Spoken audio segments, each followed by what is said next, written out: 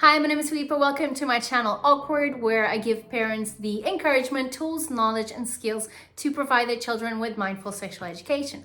It's my hope that with this channel, you're going to be able to answer your kids' awkward questions about bodies, feelings, sex, and everything in between. Today's topic is how to talk to your kids about the period. So, do you have to show your kid what is the period? No, you don't. There are parents who are comfortable with this and there's nothing wrong with it, so long as you're able to explain that you are not hurt in the process. This is the most, I think the most important thing when for example, you get, when your kid catches you changing a pad or a tampon, and they notice that there's blood, they might get scared, and it is very important that you talk to them in a calm way, and explain to them that the period is normal, that it is blood that comes out of your vagina, and this happens every month, because when a woman does not get pregnant, the lining of the uterus that is getting ready for this possible pregnancy then leaves the body through the vagina in the form of blood. So how you can explain this to your child really depends on their age and their developmental stage, right? So, and also the previous conversations that you have been having about the topic of sexuality and bodies and growing up. So what you want to do is you want to build on it. So you always want to incrementally make it more complex when you're talking to your kids about these subjects. So the explanation you would give to a 3-year-old is not the same explanation that you will give to a 8-year-old, right? And that is because their level of understanding and digesting information is not the same.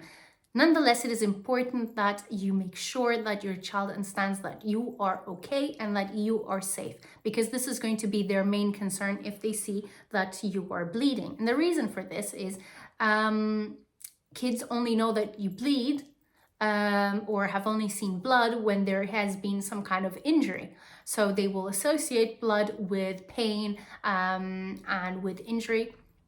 And this is why you want to clear that up. So you want to say that this happens every month and that it is okay and that it's not painful. And when I say it's not painful, what I mean is it is normal that you have cramps and your cramps are painful. I'm not saying they're not, but they are they're painful because they're the contraction of the uterus, right? So that is the part that is painful. Now, the trickling of blood out of your vagina is not painful, right? So it's not like you're going to be lying to them when you say that it is a painless process. So if you are talking to a girl, you also must say to her that this will also happen to them when they grow up, and it's perfectly normal and it's okay, and it is a sign that they are growing up and that their bodies are changing and that their bodies are working well and are healthy.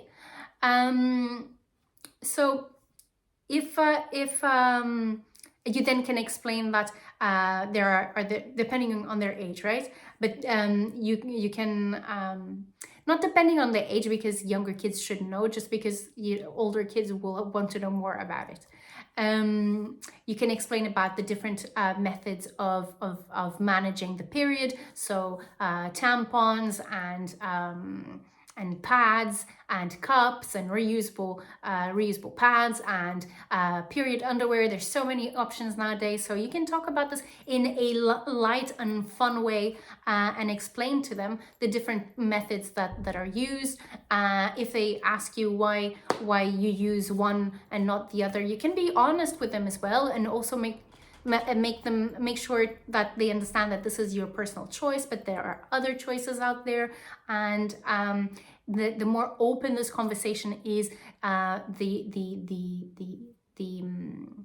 less curious about it they will be, because they will feel like their curiosity was met with good information. If you do not meet this curiosity with good information, your kids are definitely going to look for it somewhere else. So this is also something that a good opportunity for you to talk about privacy, what is private, what is public, what are private parts, how are they made up. So you want to say that the female genitals comprised by the vulva, that has two holes, one of them where your pee comes out of, which is the urethra, and the other hole where the period blood comes out of, that is the vagina. I hear a lot of kids and even adults say that women pee from their vaginas. This is a great time to explain that we have two holes and that they serve different functions and where they are placed in the body. If you are talking to your kid who's a boy, then you say, mommies have vulvas that have urethra holes and vaginas, and boys have penises that also have the urethra hole. This is where pee comes out of, but that their genitals are different because they have a penis and testicles and scrotum, which is the sac where the testicles, the little balls, are in. And that's really simple explanation that you can give your kid about the period. Some parents, some mothers feel like it is okay for them to change their pads in front of their kids, but this is not necessary. If you don't want to show your child your pad or have them present while you are changing, I think this is also a great opportunity for you to explain to them that you also have boundaries, that you also need your privacy, and that there are certain things that you rather do alone. So when we're talking about public and private, a lot of the time we're just talking about touching genitals or behaviors or something that has to do with the body. But here we can also reinforce that privacy also has to do with things that can be spoken about in public and others that can't. It's not that it is a shameful thing that you have your period, or that you should feel some negative kind of way about it, but it is perfectly normal that you would like this to be a private matter, and that it is part of your intimacy and of your personal sphere, that you don't want the neighborhood to know that you're on your period. There's nothing wrong with it, but it is okay that you feel that you want this information kept private. So this is a good time for you to explain to your kid that these are things that we don't have to share with everybody, and that they are private. So take all these opportunities to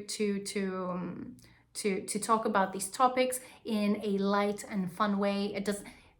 Don't wait for your kid to catch you changing your pad to talk to them about the period. You can do that by, when they ask what is a pad, if they find one, or what is a tampon, what is it used for, or if they're at the store. And if you have these conversations at home, they're a lot easier, and I